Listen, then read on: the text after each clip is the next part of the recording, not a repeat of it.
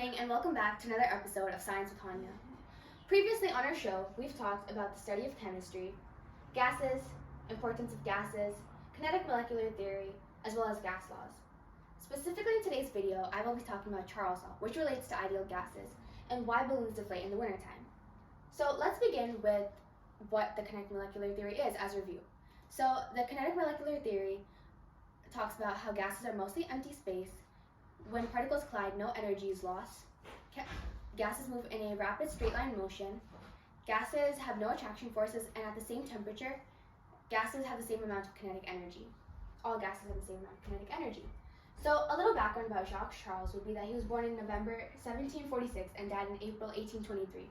He's a French inventor, scientist, mathematician, and balloonist.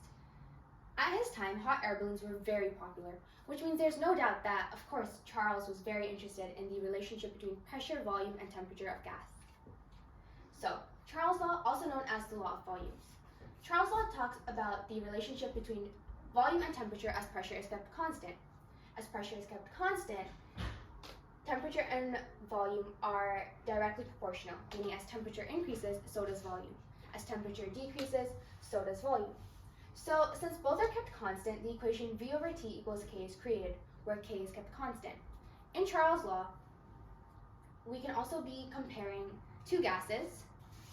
You can use two gases to compare changing conditions. So basically, the mathematical formula V1 over T1 equals V2 over T2 is created. V1 represents the initial volume of a gas.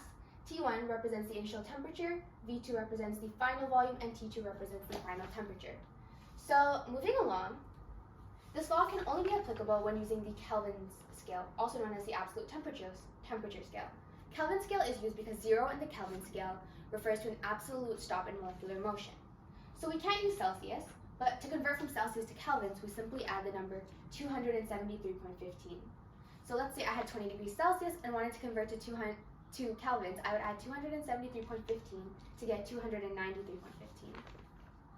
Also, a change in 1 unit in the Kelvin scale results in a change in 1 unit in the Celsius scale. So, to summarize, Charles' law provides insight about how a gas expands as temperature increases and how a gas does not expand, the volume of it decreases as temperature decreases.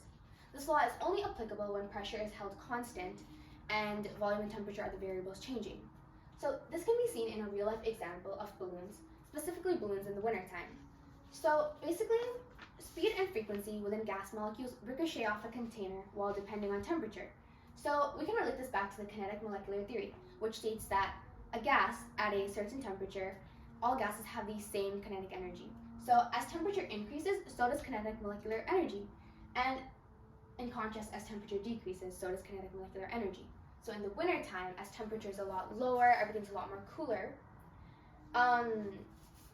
the particles within the gas are moving a lot more slower. They're having less frequent and weaker collisions within the walls of the balloon. Since they're having less weaker and frequent collisions within the walls of the balloon, the volume overall decreases.